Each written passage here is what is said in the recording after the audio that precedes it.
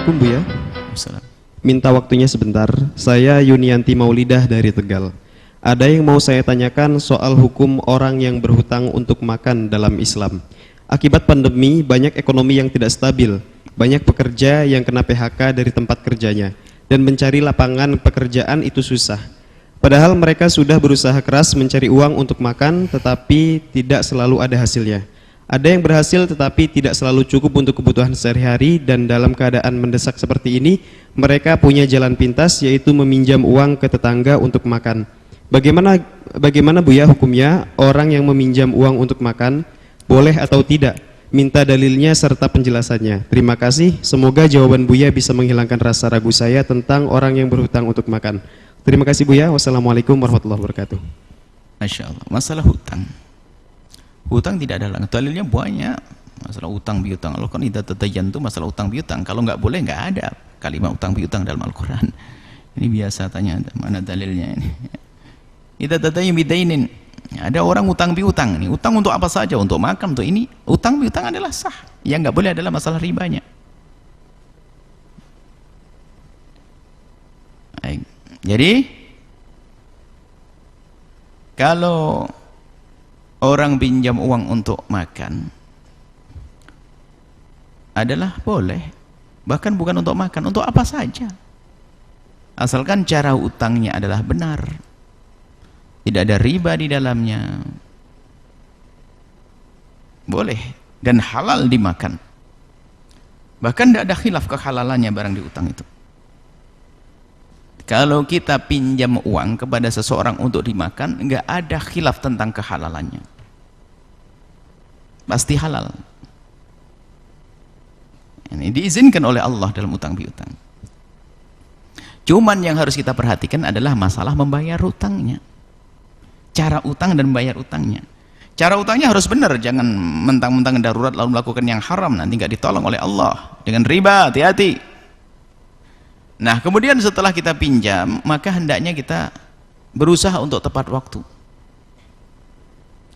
Ini bayaran. Nah, kalau terpaksa ternyata kita belum bisa membayar pada waktu yang sudah ditentukan, jangan malah lari, harus punya adab dong. Sampaikan kepada yang bersangkutan bahwasanya saya belum ada uang, minta maaf, datang ke rumahnya, biar lega hatinya. Ini biasanya kurang ajarnya orang pinjam duit itu begitu. Punya atau nggak punya, kalau sudah jatuh harinya itu pergi, dicari susah, teleponnya ditutup, tidak diangkat-angkat. Nah, ini kan kurang ajar orang ini. Itu menjadikan murka orang yang meminjamkan uang. Kalau memang tidak punya uang, datang baik-baik, menyampaikan, kasih tahu supaya tidak marah. Bisa jadi itu menjadikan lapang hatinya, bisa dibebaskan maka utang. Tapi ingat, kalau ada orang pinjam uang, Nabi mengisahkan, menyebutkan, kalau ada orang pinjam uang, diam-diam di dalam hatinya niat untuk tidak membayar, langsung tidak ditolong oleh Allah, nggak bisa bayar, nyungsep selamanya. Hati-hati. Tapi kalau ada orang pinjam uang, biarpun dia dalam keadaan fakir tapi bercita-cita, nanti aku akan bekerja ingin membayarnya, maka akan ditolong oleh Allah. Pokoknya jangan ingin lari dari bayar utang. Hati-hati, lihat, semakin nyungsep kalau orang pinjam utang tambah lari. Kenapa? Zalim bener. Wong teman kita tuh minjemi baik-baik, mengucapkan kalimat maaf saja, enggak, malah lari dicari susah nih. Oh, zalim nih orang. Kemudian di sisi lain, kalau Anda menyampaikan bahwasanya Anda belum bisa membayar utang Anda karena belum ada uang, maka bisa jadi orang tersebut memang orang yang ngerti hukum. Apa itu? Bagi orang yang uangnya dipinjam oleh orang lain, kemudian orang lain tersebut kok belum bisa membayar utang karena tidak mampu, maka wajib bagi yang punya uang untuk memberi tempo. Fanadhiratun ila maisarah. Nah, kalau yang pinjam uang beradab, ngerti, yang punya uang ngerti, dikasih tempo tanpa ditambah, karena nambah riba.